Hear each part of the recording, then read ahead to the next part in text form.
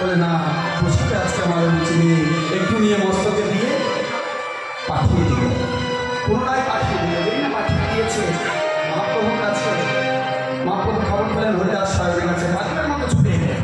এই হরিদাস, তুমি স্বয়ং কেন হরিদাস, তোমার কি হয়েছে? তোমার শরীর সুস্থ আছে? বলে শরীর সুস্থ আছে কিন্তু মন ভালো না।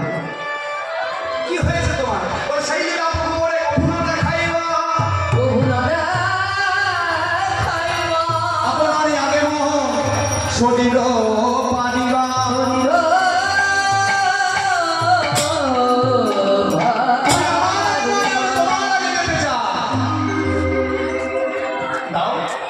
বলে বেশ তাই হয়।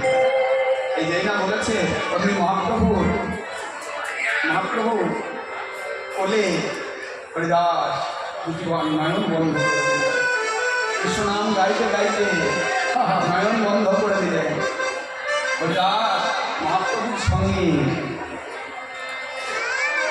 চলে গেলেন। মহাপ্রভু যেন পাগলের মতো হয়ে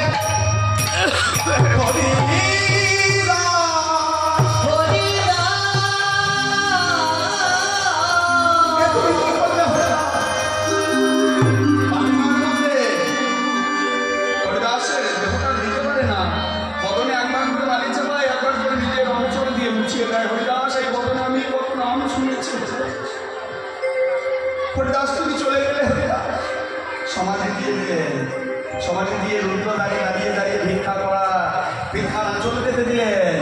বললেন ওগো আমার হরিদাসের মৃত্যু সমাধি করে মহোৎসব করবো, আপনারা আমার ভিক্ষা দিন।